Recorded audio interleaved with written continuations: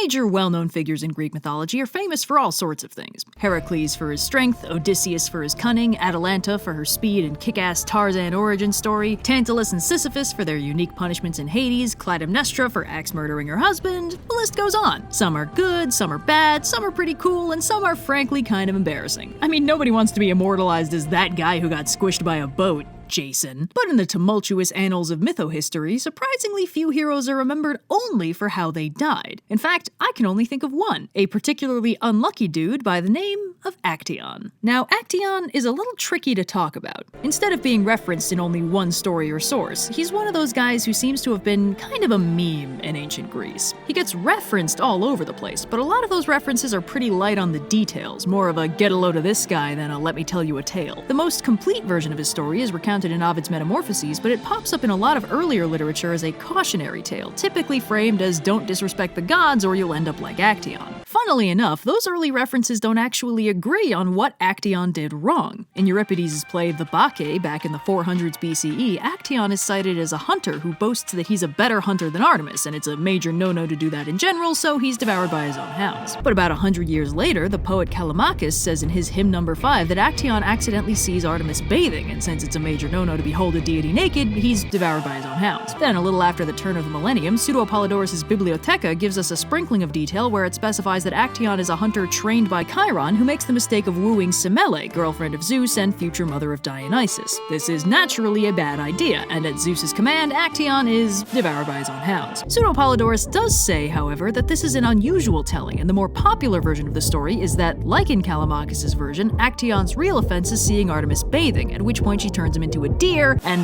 then he's devoured by his own hounds. The hounds are then confused when they can't find Actaeon and go to Chiron, who figures out the sad story from context clues and carves a statue of Actaeon so the dogs feel better about the whole situation. Now, we're starting to see the faintest hint of a pattern emerging here, but these anecdotal references don't really paint a full picture just yet. For one thing, they don't agree on literally anything other than Actaeon's death. Actaeon is a hunter who pisses off at least one god and is devoured by his own hounds, either explicitly at the god's orders or apparently because that's just a thing that happens. What did he do? Nobody can agree. Which god did he anger? Who's to say? How did he die? Okay, that one we've got down. Now, when discussing Actaeon, most people tend to go with Ovid's version, written in the same general 1st century CE timeframe as Pseudo-Apollodorus' telling, mostly because it is the only version longer than 3 sentences. In Ovid's version, Actaeon is, say it with me now, a hunter. He and his hunter bros have had a long and productive day of hunting, and they're packing it in for the evening and heading home. But unbeknownst to Actaeon, the goddess Artemis happens to have a private grotto nearby where she likes to go and unwind after a long day's hunting with the gals. And unfortunately for Actaeon, he happens to stumble on said private grotto right after Artemis has popped into the water for a nice, refreshing, no-clothes-needed bath. Now, as you may know, Artemis is distinguished in the Olympian pantheon as one of the virgin goddesses whose single status was more than just a personal choice, but also actively sacred. So a dude seeing her naked, accidentally or otherwise, isn't just uncool, it's kinda also sacrilegious. Artemis's nymphs freak out at the intrusion, but Artemis quickly handles the situation by hucking a handful of water at Actaeon and cursing him to silence so he can never tell anyone about this breach of her privacy. The way she does this is by transforming him into a stag, which are famously known for not being able to talk. Actaeon freaks out and bolts into the woods, but makes the rookie mistake of being shaped like a deer at the time, and every hunting dog in the zip code perks up and bolts after him. Actaeon is eventually run down and devoured by his own hounds. What a twist. So, this is one of those cases where the story has a lot of recurring elements, but not every telling has all of those elements, which sometimes indicates that the story underwent an almost organic transformation and evolution over time, starting from a quote-unquote original version before branching and speciating into different versions that each retained individual parts of that original. But it sometimes indicates that the story was always a cluster of other very different stories with only a central point as overlap. To determine which of those things happened here, we need a broader look at the story, one that we can't necessarily find in written works, which we've basically exhausted at this point. Luckily for us, referencing Actaeon was just as popular with artists as it was with poets, and Actaeon shows up in visual media all the time, which can give us a pretty good insight into what elements of the story may have been popular at different times. For instance, earlier versions didn't seem to have Actaeon turning into a deer. In fact, visual representations from the 400s BCE up to the turn of the millennium mostly seem to show Actaeon fully human when he's chased down by his hounds. It's only around the aughts CE that there starts to be an uptick in representations where Actaeon appears to be partially transformed into a deer during the attack. There's a painting of him in Pompeii from the 1st century BCE where he's got little antlers, but before that, he's almost always human. It's not until the Renaissance, a full 1,000 years after Rome, that the artists start leaning on the Actaeon as a deer imagery super heavily, which is also coincidentally when artists started giving us an eye full of Artemis bathing, evidently missing the entire point of Ovid's telling in the process. Most of the earlier art also only shows Actaeon as a lone figure being killed, with no sign of which god he might have offended to make that happen. A few pieces of the art from that early Roman era feature a woman, probably Artemis, looking pretty cranky but usually, though not always, fully clothed. In some cases, other gods appear to be present, generally disapproving of Actaeon's vibes. In at least one, it looks like Artemis is chasing him down with a spear while other women are bathing nearby. So looking at all this, it seems like the reason we can't find one specific original telling to treat as the real one is because, as is so often the case, there never was one. The only consistent thing about Actaeon was that he pissed off the gods and was devoured by his own hounds. What exactly he did, which god or gods were responsible for his death, whether or not he was deer-shaped at the time, changed. It was most commonly related to Artemis, and more commonly because of the bath, but considering the variety of tellings, it probably only got locked into the cultural zeitgeist as Actaeon copped an eyeful of Artemis's secret maidenhood and she decided not to be cool about it because Ovid's version was the easiest to access and Renaissance artists were weird like that. You can run on for a long time, run on for a long time, run on for a long time. Sooner or later, God'll cut you down. Sooner or later, God'll